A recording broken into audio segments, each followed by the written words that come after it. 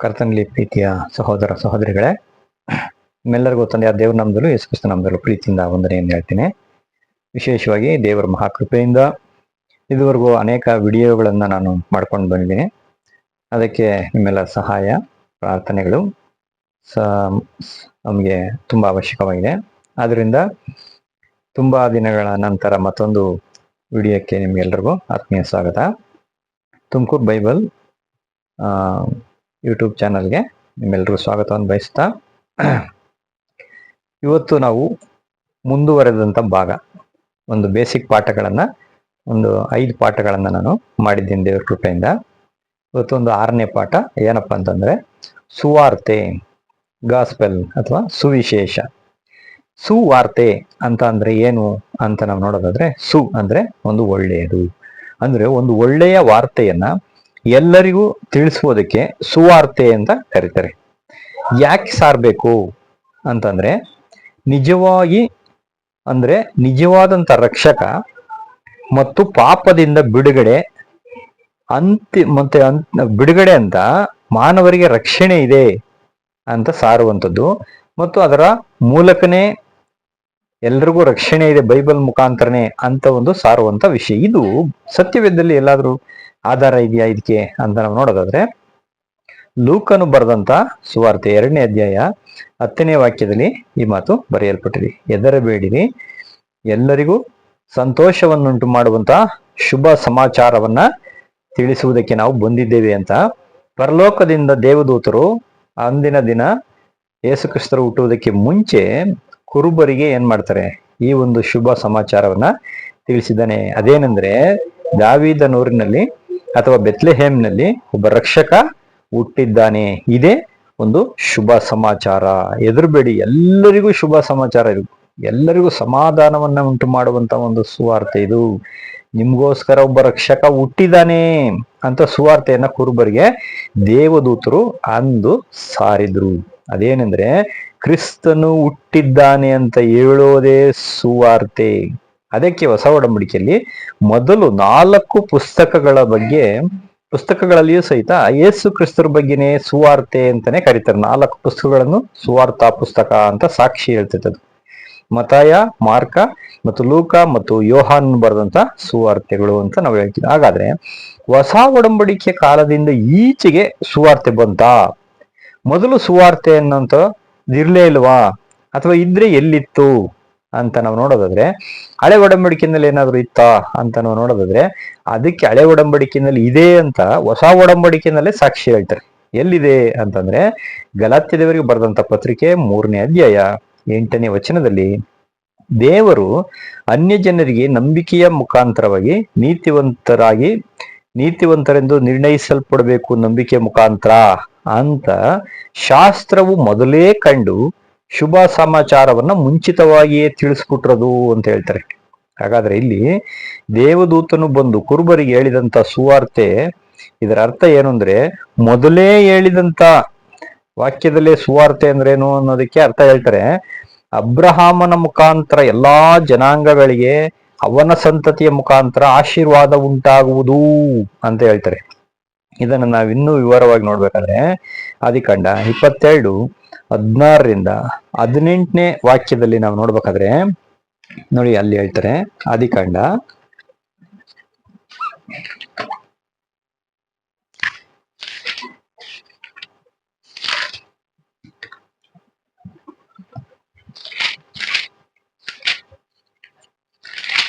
22ನೇ ಅಧ್ಯಾಯ 16ರಿಂದ 18, ನೀನು ನಿನ್ನ ಒಬ್ಬನೇ ಮಗನನ್ನ, ಅಬ್ರಹಾಮನಿಗೆ ಹೇಳ್ತಾರೆ ದೇವರು, ನೀನು ನಿನ್ನ ಒಬ್ಬನೇ ಮಗನನ್ನ ಸಮರ್ಪಿಸುವುದಕ್ಕೆ ಹಿಂದೆಗೆಯದೆ ಹೋದುದರಿಂದ ನಾನು ನಿನ್ನನ್ನು ಆಶೀರ್ವದಿಸುವೆನು, ನಿನ್ನ ಸಂತತಿಯನ್ನ ನಾನು ಹೆಚ್ಚಿಸ್ತೇನೆ, ಅದನ್ನ ಆಕಾಶದ ನಕ್ಷತ್ರಗಳಂತೆಯೂ ಸಮುದ್ರದಲ್ಲಿರುವ ಉಸುಬಿನಂತೆಯೂ ಅಸಂಖ್ಯವಾತವನ್ನಾಗಿ ನಾನು ಮಾಡ್ತೀನಿ. ಮತ್ತೆ ಅಲ್ಲಿ ಹೇಳ್ತಾರೆ 18ರಲ್ಲಿ, ನೀನು ನನ್ನ ಮಾತನ್ನು ಕೇಳಿದ್ದರಿಂದ ಭೂಮಿಯ ಎಲ್ಲಾ ಜನಾಂಗಗಳಿಗೂ ನಿನ್ನ ಸಂತತಿಯ ಮುಖಾಂತರ ಆಶೀರ್ವಾದ ಉಂಟಾಗುವುದು ಎಂದು ಯೆಹೋವನು ತನ್ನ ಆಣೆ ಇಟ್ಟು ಏನ್ ಮಾಡಿದಾರಂತೆ, ಈ ಮಾತನ್ನ ಹೇಳಿದ್ದಾರೆ ಅಂತ ಹೇಳ್ತಾರೆ.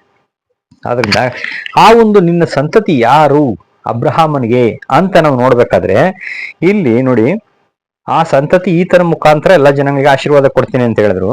ಇದನ್ನ ತನ್ನ ಆಣೆ ಇಟ್ಟು ಹೇಳಿದ್ರು. ಎಲ್ಲರಿಗೂ ಆಶೀರ್ವಾದ ಅಂತ ಮಾತ್ರ ಹೇಳ್ತಾರೆ, ಬದಲಾಗಿ ಎಲ್ರು ನರಕ ಅಥವಾ ಸ್ವರ್ಗಕ್ಕೆ ಹೋಗ್ತಾರೆ ಅನ್ನುವಂಥದ್ದು ಇಲ್ಲಿ ಹೇಳ್ತಾ ಇಲ್ಲ. ಇದೇ ಸುವಾರ್ತೆ. ಆಣೆ ಇಡಕ್ ಕಾರಣ ಏನಪ್ಪಾ ಅಂತಂದ್ರೆ, 4000 ವರ್ಷಗಳು ಆದ್ರೂ ಸಹಿತ ಇದು ನೆರವೇರ್ಲಿವಲ್ಲ ಅಂತ. ಹಂಗಾದ್ರೆ ಆಣೆ ಇಟ್ಟಿದ್ರಿಂದ ಇಷ್ಟೊತ್ತು ನೆರವೇರ್ಬೇಕಾಗಿತ್ತಲ್ಲ ಅಂತ ನಮ್ಗೊಂದು ಅನುಮಾನ ಬರುತ್ತೆ. ಆದ್ರಿಂದ ಇನ್ನು ಎಲ್ಲಾ ಸಮಾಧಿಯಲ್ಲೇ ಇದ್ದಾರೆ. ಆದ್ರೆ ಅಬ್ರಹಾಮನ ಮನೆಯಲ್ಲಿ 318 ಜನ ಸೇವಕರು ವೀರರು ಇದ್ರು. ಇವರು ಸಂತಾನಕ್ಕೂ ಏನಾದ್ರೂ ಆಶೀರ್ವಾದ ಬಂತಂದ್ರೆ ಇಲ್ಲ. ಹಂಗಾದ್ರೆ ಸುಳ್ಳು ಹೇಳ್ಬಿಟ್ರ ಅಂತಂದ್ರೆ, ದೇವರು ಸುಳ್ಳು ಹೇಳುವಂತ ದೇವರು ಅಲ್ಲ. ದೇವ್ರ ಕೈಯಲ್ಲಿ ಎರಡು ಒಂದು ವಿಷಯಗಳು ಆಗಲ್ಲ ಅಂತ ನಾವು ನೋಡ್ತೀವಿ.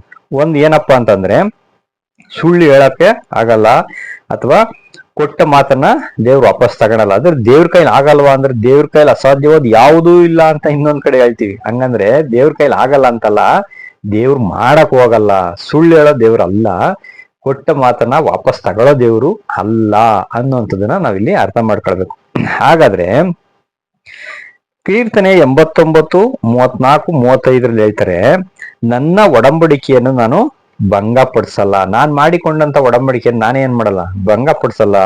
ನನ್ನ ಮಾತನ್ನ ನಾನು ಬದಲಿಸೋದು ಇಲ್ಲ. ಒಂದ್ಸರಿ ಹೇಳಿದ್ಮೇಲೆ ಮುಗಿದೋಯ್ತು, ಅದನ್ನ ನಾನು ಮಾಡೇ ಮಾಡ್ತೀನಿ, ನಾನು ಅದಕ್ಕೆ ಶಕ್ತನು ಅಂತ ಹೇಳ್ತಾರೆ. ಆದ ಕಾರಣ ಅದು ತಡವಾದ್ರೂ ಅದಕ್ಕೇನೋ ಒಂದು ಕಾರಣ ಇದೆ ಅಂತ ನಾವು ತಿಳ್ಕೊಳ್ಬೇಕು. ಅದೇನಂದ್ರೆ, ದೇವರು ಒಂದು ಅದ್ಭುತವಾದಂತ ಯೋಜನೆಯನ್ನ ಮಾಡಿದ್ದಾರೆ. ಏನಪ್ಪಾ ಯೋಜನೆ ಅಂದ್ರೆ, ತನ್ನ ಮಗನ ಮುಖಾಂತರವಾಗಿ. ಹಾಗಾದ್ರೆ ಈತನೇ ಅಬ್ರಹಾಮನ ಸಂತತಿ. ಹಂಗಾರೆ ಈತನ ಮುಖಾಂತರ ಎಲ್ಲಾ ಕುಲಕ್ಕೂ ಆಶೀರ್ವಾದ ಬರ್ಬೇಕು ಇಡೀ ಭೂಲೋಕಕ್ಕೆ ಅನ್ನೋದೇ ಆ ಒಂದು ಸಂಕಲ್ಪ ಯೋಜನೆ. 1 ತಿಮೋಥೆ 2:3-6 ನಾವು ನೋಡ್ತೀವಿ. ಎಲ್ಲಾ ಮನುಷ್ಯರು ರಕ್ಷಣೆಯನ್ನು ಹೊಂದಿ ಸತ್ಯದ ಜ್ಞಾನಕ್ಕೆ ಬರಬೇಕೆಂಬುದು ಆತನ ಚಿತ್ತ, ಆತನ ಯೋಜನೆ, ಆತನ ಸಂಕಲ್ಪ ಅಂತ ನಾವು ನೋಡ್ತೀವಿ. ಆದ್ರಿಂದ ಅದನ್ನ ಪ್ಲಾನು. ಆದ್ರೆ ನಾವು ಈಗ ಹೇಳಕ್ ಹೋಗಲ್ಲ, ಮೊದಲು ಸತ್ಯಕ್ಕೆ ಬರ್ರಿ, ದೇವ್ರ ರಕ್ಷಣೆ ಕೊಡ್ತಾರೆ ಅಂತ ಹೇಳ್ತೀವಿ, ಉಲ್ಟಾ ಹೇಳ್ತೀವಿ.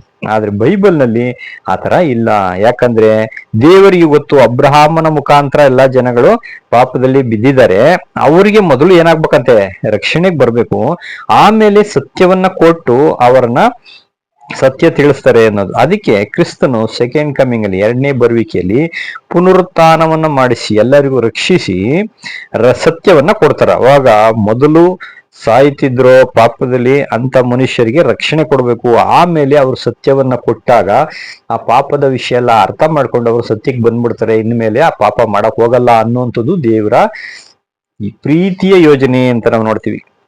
ಆದ್ರೆ ಅದಕ್ಕೆ ದೇವರು ಯೆಶಾಯ 55:8-9 ಅದಕ್ಕೆ ಹೇಳ್ತಾರೆ, ನನ್ನ ಆಲೋಚನೆಗಳು ನಿಮ್ ತರ ಅಲ್ಲ, ನನ್ನ ಯೋಜನೆ ನಿಮ್ ತರ ಅಲ್ಲ, ನನ್ನ ಮಾರ್ಗ ನಿಮ್ ತರ ಮಾರ್ಗ ಅಲ್ಲ.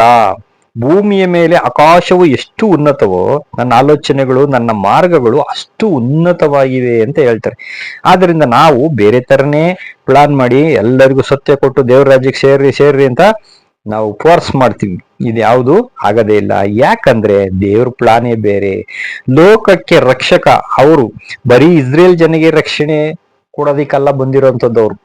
ಲೋಕಕ್ಕೆ ರಕ್ಷಕ ಅಂತ ಅಂದ್ರೆ ಎಲ್ಲಾ ಜಾತಿ ಧರ್ಮ, ಕ್ರಿಶ್ಚಿಯನ್, ಮುಸ್ಲಿಂ, ಪ್ರತಿ ಒಬ್ರಿಗೂ ರಕ್ಷಕನಾಗಿರ್ಬೇಕು ಅನ್ನುವಂಥದ್ದು ದೇವ್ರ ಪ್ಲಾನ್. ಅದಕ್ಕೆ ಪೌಲರು ತಿಮೋತಿಗೆ ಬರೀತಾರೆ, 1 ತಿಮೋತಿ 4:10 ಇದಕ್ಕಾಗಿ ಕಷ್ಟಪಡುತ್ತಾರೆ, ಹೋರಾಡುತ್ತೇವೆ ಮತ್ತು ನಿರೀಕ್ಷೆಯನ್ನು ಇಟ್ಕೊಂಡಿದ್ದೇವೆ. ಯಾಕಂದ್ರೆ ಎಲ್ಲಾ ಮನುಷ್ಯರಿಗೂ, ವಿಶೇಷವಾಗಿ ನಂಬುವವರಿಗೆ ರಕ್ಷಕನಾಗಿರುವಂತ ಜೀವವುಳ್ಳ ದೇವರ ಮೇಲೆ ನಾವು ನಂಬಿಕೆ ಇಡ್ತೀವಿ, ನಿರೀಕ್ಷೆಯನ್ನು ಇಡ್ತೀವಿ ಅಂತ ಹೇಳ್ತಾರೆ. ಹಂಗಾರೆ ಎಲ್ಲಾ ಜನಾಂಗಕ್ಕೂ ರಕ್ಷಕನೇ. ಆದ್ರೆ ಇಲ್ಲಿ ಹೇಳ್ತಾರೆ ಏನಂತ, ವಿಶೇಷವಾಗಿ ಈಗ ಯಾರು ನಂಬ್ತಾರೋ ಅವ್ರಿಗೆ ಮಾತ್ರ ರಕ್ಷಕನಾಗಿದ್ದಾರೆ. ಎಲ್ರಿಗೂ ರಕ್ಷಕನಾಗಿದ್ದಾರೆ ಅಂದ್ರೆ ಇಲ್ಲ. ಈಗ ಯಾವಾಗ ಎಲ್ರಿಗೂ ರಕ್ಷಕರಾಗ್ತಾರೆ ಅಂದ್ರೆ, ಅದೇ ಪುನರುತ್ಥಾನ ಮಾಡಿ ಎಲ್ರಿಗೂ ಸತ್ಯವನ್ನು ಕೊಟ್ಟಾಗ, ಎಲ್ರನ್ನು ಪಾಪದಿಂದ ಮುಕ್ತಿ ಕೊಟ್ಟು ಆ ಈಡು ಬಲಿಯ ಬೆಲೆಯನ್ನ ಅವ್ರಿಗೆ ಅಪ್ಲೈ ಮಾಡಿ ಅವರು ಎಲ್ರು ಸತ್ಯಕ್ಕೆ ತಿರಿಕೊಂಡಾಗ ಎಲ್ಲರಿಗೂ ರಕ್ಷಕ, ಇಡೀ ಮಾನವ ಕುಲಕ್ಕೆ ರಕ್ಷಕನಾಗ್ತಾರೆ. ಇದು 2 ರೀತಿಯ ರಕ್ಷಣೆಯನ್ನ ನಾವು ನೋಡಬಹುದು. 2 ವಿವಿಧವಾದಂತ ರಕ್ಷಣೆಗಳಿದೆ, ಒಂದಕ್ಕಿಂತ ಒಂದು ವಿಶೇಷವಾಗಿ ವ್ಯತ್ಯಾಸವಾಗಿದ್ದಾವೆ ಅಂತ ನಾವು ನೋಡ್ತೀವಿ. ಇಲ್ಲಿ ಅಲ್ಲಿ ಆದಿಕಾಂಡ 22:16 ನಾವು ನೋಡಿದಂಗೆ, ನಿನ್ನ ಸಂತತಿಯನ್ನು ಆಕಾಶದ ನಕ್ಷತ್ರಗಳಷ್ಟು ಅಂತ ಹೇಳ್ಬಿಟ್ರು. ಆಮೇಲೆ ಸಮುದ್ರದ ಉಸುಬಿನಷ್ಟು ಅಸಂಖ್ಯವಾತವನ್ನಾಗಿ ಮಾಡ್ತೀನಿ ಅಂದ್ರೆ ಯಾಕೆ ಎರಡು ಹೇಳ್ಬೇಕಾಯ್ತು? ಆಕಾಶದ ನಕ್ಷತ್ರಗಳು ಎಣ್ಸಕ್ಕಾಗತ್ತಾ? ಆಗಲ್ಲ. ಸಮುದ್ರದ ಉಸುಬು ಎಣ್ಸಕ್ಕಾಗತ್ತಾ? ಎಣ್ಸಕ್ಕಾಗಲ್ಲ. ಕಾರಣ ಏನಪ್ಪಾ ಅಂದ್ರೆ ಆಕಾಶದ ನಕ್ಷತ್ರಗಳು ಮೇಲಿದ್ದಾವೆ, ಸಮುದ್ರದ ಉಸುಬು ಕೆಳಭಾಗದಲ್ಲಿ ಅಂದ್ರೆ ಭೂಮಿ ಮೇಲಿದೆ. ಆದ್ರಿಂದ ಎರಡೂ ರೀತಿಯ ರಕ್ಷಣೆಗಳು. ಅಂದ್ರೆ ಈಗ ನಂಬುವವರಿಗೆ ವಿಶೇಷವಾಗಿ ರಕ್ಷಕರಾಗಿರ್ತಾರೆ. ಅವರಿಗೆ ಯಾರು ಈಗ ನಂಬ್ತಾರೋ ಅವ್ರಿಗೆ ನಕ್ಷತ್ರದಂತೆ ಮೇಲಿರುವಂತ ಉನ್ನತವಾದಂತ ಆಶೀರ್ವಾದವನ್ನ ಇಟ್ಟಿದ್ದಾರೆ. ಆಮೇಲೆ 1000 ವರ್ಷದಲ್ಲಿ ಈಗ ಯಾರು ನಂಬಲ್ವೋ ಅಂತವ್ರಿಗೆ ಆ ಒಂದು ಕರೆ ಕಂಪ್ಲೀಟ್ ಕ್ಲೋಸ್ ಆದ್ಮೇಲೆ ಪರಲೋಕದ ರಕ್ಷಣೆ, ಅವರಿಗೆ ಭೂಲೋಕದ ರಕ್ಷಣೆಯನ್ನ ಕೊಡ್ತಾರೆ. ಯಾವಾಗ 1000 ವರ್ಷದಲ್ಲಿ ನಂಬ್ತಾರೋ ಅವರಿಗೆ ಸಮುದ್ರದ ಮರಳು ಅದು ಭೂಲೋಕದಲ್ಲಿರುತ್ತೆ, ಭೂಲೋಕದ ಆಶೀರ್ವಾದಗಳನ್ನ ಇಟ್ಟಿದ್ದಾರೆ. ಆದ್ರಿಂದ ಈಗ ನಂಬುವವರಿಗೆ ಮಾತ್ರ ನಾನು ಬಂದು ನಿಮ್ಮನ್ನು ಕರೆದುಕೊಂಡು ಹೋಗ್ತೀನಿ ಅಂತ ಅವ್ರಿಗೆ ಹೇಳಿರೋಂಥದ್ದು. ಎಲ್ಲಾ ಜನರನ್ನು ಅಂತ ಎಲ್ಲೂ ಹೇಳಿಲ್ಲ. ಎಲ್ಲರನ್ನೂ ಕರ್ಕೊಂಡು ಹೋಗ್ತೀನಿ ಅಂತ ಬೈಬಲ್ ಅಲ್ಲಿ ಇದೆಯಾ? ಖಂಡಿತ ಎಲ್ಲೂ ಇಲ್ಲ. ಆದ್ದರಿಂದ ಈಗ 90% ಜನ ಎಲ್ಲಿದ್ದಾರೆ? 90% ಜನ ಸಮಾಧಿಯಲ್ಲಿದ್ದಾರೆ. ಅವ್ರನ್ನೆಲ್ಲ ಹೆಂಗೆ ಎಬ್ಬರಿಸ್ತಾರೆ, ಹೇಗೆ ರಕ್ಷಣೆಯನ್ನ ಕೊಡ್ತಾರೆ ಅಂತ ನಾವು ನೋಡೋದಾದ್ರೆ 1 ಕೊರಿಂಥ 15ನೇ ಅಧ್ಯಾಯ 22ನೇ ವಾಕ್ಯದಲ್ಲಿ ಪೌಲರು ಬರೀತಾರೆ, ಯಾವ ಪ್ರಕಾರ ಆದಾಮನ ಸಂಬಂಧದಿಂದ ಎಲ್ಲರೂ ಸಾಯುವರಾದರು, ಅದೇ ರೀತಿ ಕ್ರಿಸ್ತನ ಸಂಬಂಧದಿಂದ ಎಲ್ಲರೂ ಜೀವಿತರಾಗ್ತಾರೆ ಅಂತ ಬರೀತಾರೆ. ಆದ್ರಿಂದ ಇವತ್ತು ಎಲ್ಲರೂ ಯಾವ ಸಂಬಂಧದಿಂದ, ಯಾರ ಸಂಬಂಧದಿಂದ ಸಾಯ್ತಾರೆ ಅಂತಂದ್ರೆ ಆದಾಮನ ಸಂಬಂಧದಿಂದ. 5ನೇ ಹಿಂದೂಗಳಲ್ಲಿ ಪೂರ್ವಾರ್ಜಿತ ಕರ್ಮಫಲ ಅಂದ್ರೆ ಪೂರ್ವದಲ್ಲಿ ಇದ್ದಂತ ಪಿತೃಗಳು, ಅವ್ರ ಆದಾಮನು, ಅವರ ಸಂತಾನ, ಈ ತಂದೆ ತಾಯಿಗಳು, ಇವ್ರು ಮಾಡಿರಂತ ಕರ್ಮಗಳು, ಅವ್ರು ಮಾಡಿರೋ ಪಾಪದ ನಿಮಿತ್ತವಾಗಿ ಪ್ರತಿಯೊಬ್ಬನು ಸಾಯ್ತಾ ಇದ್ದಾರೆ ಅಂತ ನಾವು ನೋಡ್ತೀವಿ. ಆದ್ರಿಂದ ಚಿಕ್ಕ ಮಕ್ಕಳು ಸಹಿತ ಆದಾಮನ ಸಂಬಂಧದಿಂದ ಎಲ್ಲರೂ ಪಾಪ ಮಾಡಿ ಸಾಯ್ತಾ ಇದ್ದಾರೆ. ಅದೇ ರೀತಿ ಮುಂದೆ ಕ್ರಿಸ್ತನ ಈಡು ಕೊಟ್ಟ ಮೇಲೆ ಅವರ ಸಂಬಂಧದಿಂದ ಅವ್ರ ಮೇಲೆ ನಂಬಿಕೆ ಇಡ್ತಾರೋ ಅವ್ರನ್ನೆಲ್ಲ ನಾನು ಜೀವಿಸುವಂತೆ ಮಾಡ್ತೀನಿ. ಈ ರೀತಿ ನಂಬೋದ್ರಿಂದ ಎಲ್ಲರೂ ಜೀವಿತರಾಗಿ ಎದ್ದು ಬರ್ತಾರೆ. 1 ಕೊರಿಂಥ 15:21 ನಾವು ನೋಡ್ತೀವಿ, ಮನುಷ್ಯನ ಮೂಲಕವಾಗಿ ಮರಣ ಬಂತು, ಅದೇ ಮನುಷ್ಯನ ಮುಖಾಂತರವಾಗಿ ಪುನರುತ್ಥಾನ ಆಗ್ತದೆ. ಆದಾಮ ಮನುಷ್ಯ, ಅವನ ಮುಖಾಂತರ ಮರಣ ಬಂತು. ಯೇಸು ಕ್ರಿಸ್ತರು ಮನುಷ್ಯ ಕುಮಾರನಾಗಿ ದೇವಕುಮಾರನಾಗಿ ಹುಟ್ಟಿದ್ರು.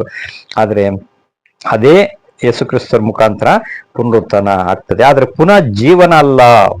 23ರಲ್ಲಿ ಪ್ರತಿಯೊಬ್ಬನು ತನ್ನ ತರಗತಿಯಲ್ಲಿ ಇರ್ತಾರೆ ಅಂತ ಹೇಳ್ತಾರೆ. ಅಲ್ಲಿ 23ರಲ್ಲಿ ಕ್ರಿಸ್ತನು ಪ್ರಥಮ ಫಲ, ತರುವಾಯ ಆತನ ಪ್ರತ್ಯಕ್ಷತೆಯಲ್ಲಿ ಎದ್ದು ಬರ್ತಾರೆ ಅಂತ ಬರ್ತಾರೆ. ಅಂದ್ರೆ ಒಂದು ಬ್ಯಾಚ್ ಬೈ ಬ್ಯಾಚ್, ಒಂದಾದ ನಂತರ ಒಂದು. ಇಲ್ಲದೇ ಇದ್ರೆ 21, 22ನೇ ವಾಕ್ಯ ಏನಾಗ್ತದೆ? ಸುಳ್ಳಾಗ್ಬಿಡುತ್ತೆ. ಅಂದ್ರೆ ಸಭೆ ಮೊದಲು ಎದ್ದು ಬರಬೇಕು. ಅದನ್ನೇ ಪೌಲರು ಮತ್ತೊಂದು ಕಡೆ ಬರೀತಾರೆ. 1 ಥೆಸಲೋನಿಕ 4ನೇ ಅಧ್ಯಾಯ 16ನೇ ವಾಕ್ಯದಲ್ಲಿ, ಕರ್ತನು ತಾನೇ ಆಜ್ಞಾ ಘೋಷದೊಡನೆಯೂ ತುತ್ತೂರಿ ಧ್ವನಿಯೊಡನು ಪರಲೋಕದಿಂದ ಇಳಿದು ಬರುವರು, ಆಗ ಕ್ರಿಸ್ತನಲ್ಲಿ ಸತ್ತವರು ಮೊದಲು ಎದ್ದು ಬರ್ತಾರೆ ಅಂತ ಬರೀತಾರೆ. ನೋಡಿ, ಕರ್ತನಲ್ಲಿ ಪ್ರೀತಿಯ ಸಹೋದರ ಸಹೋದರಿಗಳೇ, ಇದನ್ನೇ ಪೌಲರು ಪ್ರಥಮ ಫಲ ಅಂತ ಹೇಳಿದ್ದಾರೆ. ಇದಕ್ಕೆ ಮುಂಚೆ ಕ್ರಿಸ್ತನಲ್ಲಿ ಸತ್ತಂತವರು ಎದ್ದು ಬರ್ತಾರೆ. ಇಲ್ಲದೇ ಇದ್ರೆ ಆದಾಮನಿಂದ ಸತ್ತವರಿಗೆ ಪುನರುತ್ಥಾನ ಇರಲ್ಲ. ಅದೇ ರೀತಿ 15:23ರಲ್ಲಿ ತರುವಾಯ ಆತನ ಪ್ರತ್ಯಕ್ಷತೆಯಲ್ಲಿ, ಅಂದ್ರೆ ಕ್ರಿಸ್ತನ 2ನೇ ಬರುವಿಕೆಯಲ್ಲಿ ಲೋಕದವರೆಲ್ಲ ಎದ್ದು ಬರ್ತಾರೆ. ಲೋಕದಲ್ಲಿ ಯಾರ್ಯಾರು ಇರ್ತಾರೋ ಆ ಟೈಮಲ್ಲಿ. ಅವಾಗ 1 ಥೆಸಲೋನಿಕ 4:14ರಲ್ಲಿ ಯೇಸು ಸತ್ತು ಜೀವಿತನಾಗಿ ಎದ್ದನೆಂದು ನಾವು ನಂಬಿದ ಮೇಲೆ ಅದರಂತೆ ಯೇಸುವಿನಲ್ಲಿದ್ದುಕೊಂಡು ನಿದ್ರೆ ಹೋಗುವವರನ್ನು ಸಹ ಆತನೊಡನೆ ಕರೆದುಕೊಂಡು ಬರುವೆನೆಂದು ನಂಬಬೇಕಲ್ಲವೇ? ಆದ್ದರಿಂದ 16ರಲ್ಲಿ ಕ್ರಿಸ್ತನಲ್ಲಿ ಸತ್ತವರು, ಅಂದ್ರೆ 14ರಲ್ಲಿ ಕ್ರಿಸ್ತನಲ್ಲಿ ನಿದ್ರೆ ಹೋದವರು, ಎರಡಕ್ಕೂ ವ್ಯತ್ಯಾಸ ಇದೆ. ಅಂದ್ರೆ ಕ್ರಿಸ್ತನಲ್ಲಿ ಸತ್ತವರು ಯಾರು ಅಂತಂದ್ರೆ ಸಭೆ, ಕ್ರಿಸ್ತನಲ್ಲಿ ನಿದ್ರೆ ಹೋದವರು ಯಾರು ಅಂತಂದ್ರೆ ಅವರು ಲೋಕದ ಜನಗಳು. ಹೀಗೆ 2 ಗುಂಪು ಇದೆ, ಒಂದು ಪರಲೋಕದ ಸಭೆ, ಇನ್ನೊಂದು ಭೂಲೋಕದಲ್ಲಿರುವಂತ ಜನ ಅಂತ ನಾವು ನೋಡ್ತೀವಿ. 1 ಯೋಹಾನ 2ನೇ ಅಧ್ಯಾಯ 12ರಲ್ಲಿ, ಪ್ರಿಯರಾದ ಮಕ್ಕಳೇ, ಕ್ರಿಸ್ತನ ಹೆಸರಿನ ನಿಮಿತ್ತ ನಮ್ಮ ಪಾಪಗಳು ಕ್ಷಮಿಸಲ್ಪಟ್ಟಿರುವುದರಿಂದ ನಿಮಗೆ ಬರೆಯುತ್ತೇನೆ. ನೋಡಿ ಏನ್ ಹೇಳ್ತಾರೆ ಅಂದ್ರೆ, ನಾವು ಕ್ರಿಸ್ತನನ್ನು ನಂಬಿರುವುದರಿಂದ ನಮ್ಮ ಪಾಪ ಏನಾಗಿದೆ? ಕ್ಷಮಿಸಲ್ಪಟ್ಟಿದೆ. ಪಾಪದ ಸಂಬಳ ಮರಣ, ಅದು ನಮಗೆ ಇನ್ನು ಇಲ್ಲ ಇವಾಗ. ಆದ್ರೂ ನಾವು ಸಾಯ್ತಾ ಇದ್ದೇವೆ ಅಂದ್ರೆ ಕ್ರಿಸ್ತನಲ್ಲಿ ಸಾಯ್ತಾ ಇದ್ದೇವೆ ಅಂತ ನೋಡ್ತೀವಿ. ಇದನ್ನ ನಾವು ಇನ್ನು ವಾಕ್ಯದಲ್ಲಿ ನೋಡೋದಾದ್ರೆ ಕೊಲಸ್ಯ 3:1 ಆದ್ದರಿಂದ ನೀವು ಕ್ರಿಸ್ತನೊಂದಿಗೆ ಎಬ್ಬಿಸಲ್ಪಟ್ಟಿರುವುದರಿಂದ ಮೇಲಿರುವಂತವುಗಳನ್ನ ನೀವು ಮೇಲಿರುವಂತವುಗಳನ್ನ ಹುಡುಕಿರಿ. ನೀವು ಭೂಲೋಕದ ಮೇಲೆ ಏನ್ ಮಾಡ್ಬಿಡಿ, ಮನಸ್ಸಿಡಬೇಡಿ ಭೂ ಸಂಬಂಧವಾದವುಗಳ ಮೇಲೆ, ಯಾಕಂದ್ರೆ ನೀವು ಸತ್ತೋಗ್ಬಿಟ್ಟಿದಿರಲ್ಲ ಅಂತ ಹೇಳ್ತಾರೆ. ಅಂದ್ರೆ ಈಗ ನಮ್ಮ ಮನಸ್ಸು ಮೇಲಿರುವಂತಹ ವಿಷಯಗಳ ಮೇಲೆ ಇಡಬೇಕು. ಅಂದ್ರೆ ಪರಲೋಕದ ರಕ್ಷಣೆ ಕಡೆಗೆ ನಾವು ಏನ್ ಮಾಡ್ಬೇಕಂತೆ, ಲಕ್ಷ್ಯ ಕೊಡ್ಬೇಕು ಅಂತ ಹೇಳ್ತಾರೆ. ಯಾಕಂದ್ರೆ ಈಗಾಗ್ಲೇ ನಾವು ಲೋಕದ ಪಾಲಿಗೆ ಸತ್ತೋಗ್ಬಿಟ್ಟಿದೀವಿ.